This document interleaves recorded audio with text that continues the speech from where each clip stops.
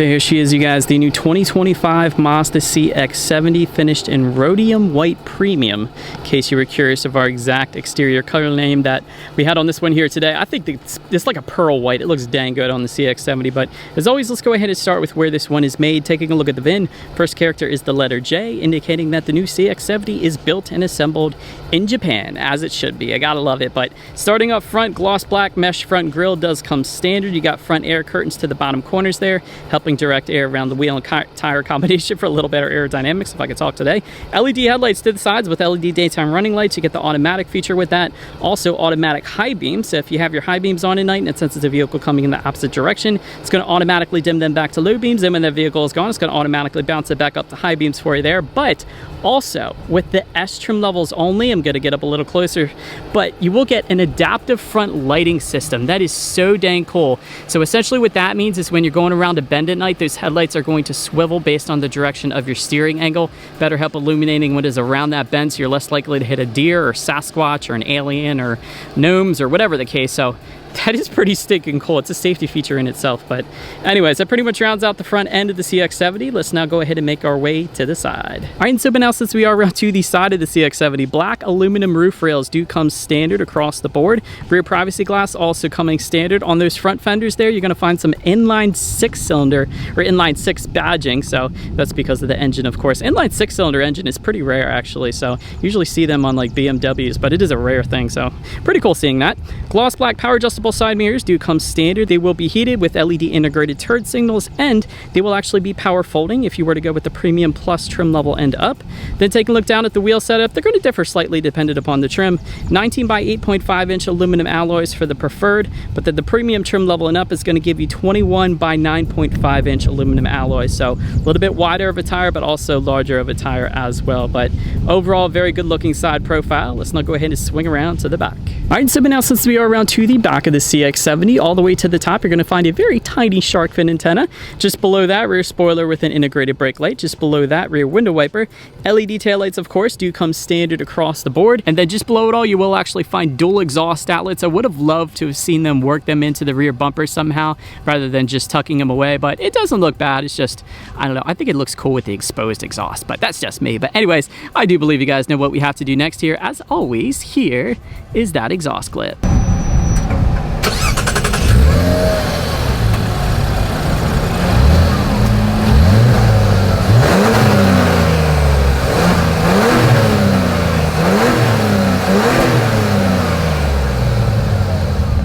Alright, so now since we are around to the back of the CX-70, when it comes to opening that rear tailgate, a power tailgate does come standard on this thing, so you gotta love that. But then the premium trim level and up is gonna give you a hands-free power tailgate. So that's one option. There is a button on the key fob, and there's a rubberized button, of course, on the tailgate itself as well. But once opened up, cargo capacity comes in at 39.6 cubic feet. If that was not enough space, of course, the rear seats do fold down, bumping that up to 75.3 cubic feet. And that's the first big difference between the CX-70 and the CX-90, is the fact that the CX-90 gives you a third row. The CX-70 does not give you that third row. So anyways, a lot going on in that cargo area. There's grocery bag hooks, there's LED cargo lighting, there's a 120 volt power outlet back there, there's a 12 volt power outlet back there as well. Then tons of added cargo space. We actually had an added accessory, which is kind of like a cargo box almost, to kind of hold everything together. But then if you were to lift that up in the cargo floor, you're actually going to find in-floor storage with even more cargo boxes, which is the second big difference between the CX-90 and the CX-70, is the fact that you get in-floor storage with a bunch of added cargo kind of dividers within that in-floor storage, which is kind of convenient. But that leads the question to me, if they make two vehicles exactly the same size, with those being the only real two big differences, I'm wondering if Mazda is planning on making the CX-90 something bigger in the future, kind of like Hyundai just recently did with their Palisade. So I'm wondering if the CX-90 is going to then compete with the Honda Pilot, Toyota Highlander, and Palisade, for example. Things like that. So I don't know. I'm just guessing on that. There's no rumors or anything. I'm just guessing. So anyways, then making our way up to that second row legroom. That comes in at 39.4 inches. For reference, I'm an even 6 feet tall. This is how much space I have back there. Rear ventilation, of course, does come standard. You got a rear center armrest with cup holders as well. If you wanted heated second row seats, that comes with the premium plus trim level and up. And believe it or not, I've never seen this before. all trim levels, even the bottom trim, gets rear window sunshades, or side window sunshades.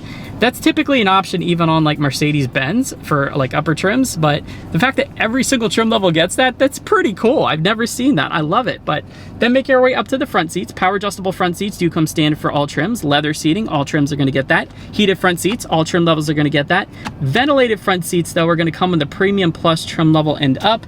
Overall, as far as seat comfort goes, that's been absolutely perfectly fine. So I love these seats. It's a combination of leather kind of and this suede or Alcantara insert in the middle, and that's continued on throughout the vehicle. We'll get more into the interior quality in a little bit, but it is phenomenal, let me tell you guys. But seats are plenty comfortable, definitely no issues there. But now let's go ahead and take a look at the steering wheel, because I love this two-toned look. It reminds me of Volvo, definitely a nice look to it, but it is tilt and telescoping. It is power adjustable in our case, leather wrapped for all trim levels, and it will be heated on the Premium Plus trim level and up. So wouldn't have minded a little thicker 10-2 grips, but other than that, the steering wheel is perfectly fine.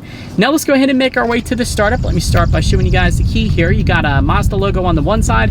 All of your buttons, however, are located on the side of the key. So you got lock, unlock, and that button to pop the rear tailgate there, but it is all keyless entry with a push button start. So all I'm going to do here is simply put my foot on the brake and press that engine start button located just to the right of the gauges there. And so once started up, 7-inch digital screen is going to come with that preferred trim. However, all other trim levels, being the premium and up, is going to get what you are looking at, which is a 12.3-inch digital gauge cluster, which, by the way, changes the entire look dependent upon the drive mode that you put it in. So normal has your traditional look with, you know, speedometer, tachometer, all that stuff. Actually, all of the trims have that, but it's more of a black and white theme. If you were to put it in sport driving mode, it's going to give you a bunch of different red hues, which looks stinking cool. And let me actually switch it up to off-road, and it kind of gives you an off-road look, more of a rugged truck kind of gauge cluster look. So that's kind of cool too. I think that looks pretty darn good. But overall, digital speedometer as well, how many miles you have left until you hit empty. There's outside temperature, which says it's upper 90s today, which is absolutely insane. So that's why I got the air cranked. But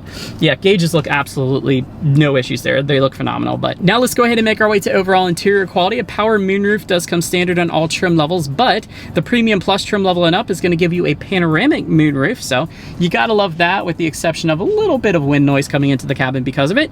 Overhead sunglass holder does come standard. I like that as well. LED interior lighting actually does come standard for all trim levels across the board. That's pretty cool. Tri-zone climate control, also standard. So both driver and passenger and the rear passengers can all set their individual temperatures there. Wireless phone charger comes standard for all trim levels across the board. That's located just in front of the shifter there. Just beside that wireless phone charger, you have a 12-volt power outlet. Beside the shifter is a couple cup holders. However, I do wish they finished the trim surrounding the shifter anything other than just a matte black. They could have kept this kind of design located around everything else. They could have put that there. They could have put a gloss black finish.